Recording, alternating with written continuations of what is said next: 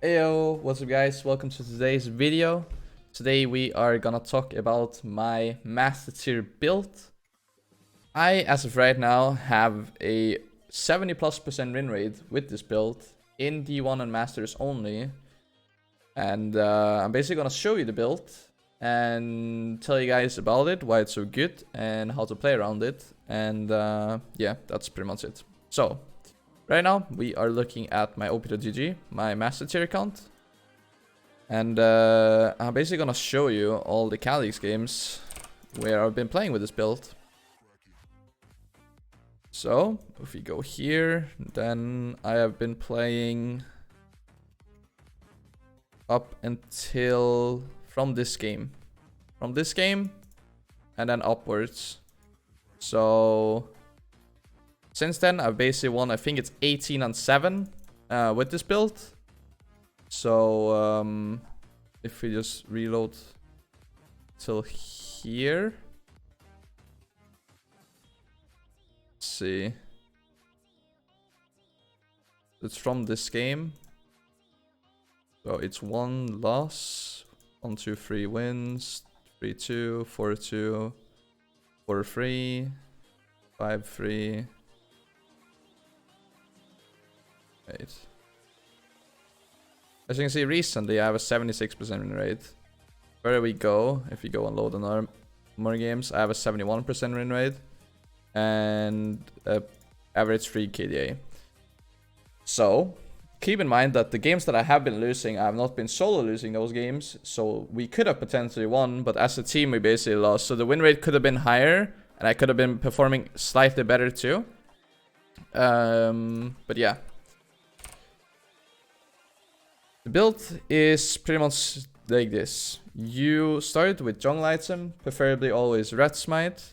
Reason being that you want to absorb the most damage as possible. So you do warrior jungle item as your first item. Then you build directly into black cleaver as your second item instead of duskblade.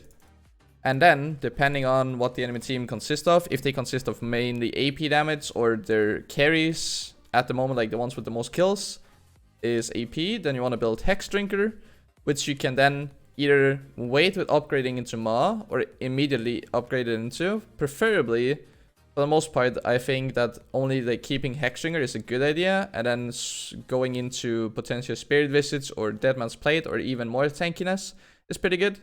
But in some games, I just straight up get more of my Mordius just for an even bigger shield.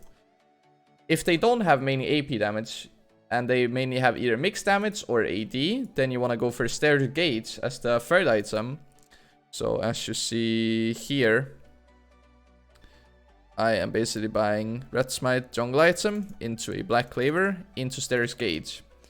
For boots, it kind of depends. If you're playing against AP damage or CC, you want to go for Merc threats. If you're playing against AD and auto attack based champions, you want to go for Tabis. And you either want to go for one or the other. Like, those are pretty much the only two options. And that is pretty much the core build. So your 5th and 6th item can basically be anything from even more tankiness to slightly more AD. I like to get a GA personally, just so I can go really heavy in, die, and then I'll respawn. And hopefully by then, we've been winning the team fight. You can also go for Deadman's Plate. All items could be Spirit Visage. Or Deadman's Plate you can also get. Arandium's Omen if you're playing against true crit champions. Pretty much everything that basically provides like tanky stats for you is really nice. When it comes to Evolve Order, you pretty much want to do Q, W, E pretty much every single game. Reason being that Q Evolve is really good for dueling and objective control, so that's what you're focusing on with this build. W is basically providing an AoE slow, so it provides utility in team fights, which benefits really well with Black Cleaver since you will eventually shred enemy tanks and enemy frontline with your team. And then Evo is pretty much just for resets, late game to jumping in and out. So how this build basically works is that with lethality, you go for Q Evolve and you pretty much one-shot the enemy carry and you reset out.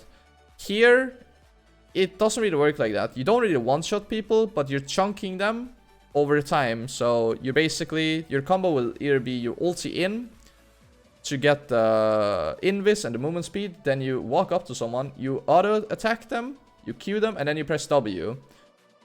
Then you can either like back off slightly, go back towards your team, or if you want to keep on going with your team, then the slow is going to help your team catch up to that target, and then you go for another ulti into auto Q, just for slowing them again and dealing damage to them.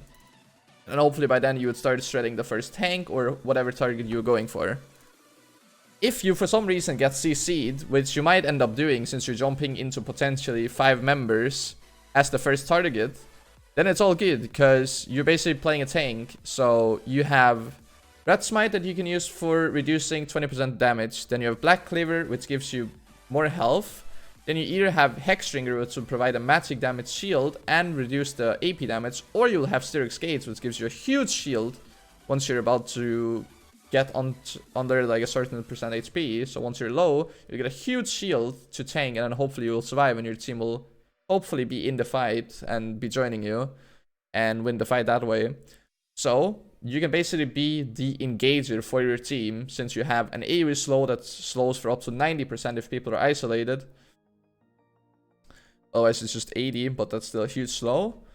And you're basically tanky enough to sustain like most of the damage, and you can even tank most of it because you have this kind of like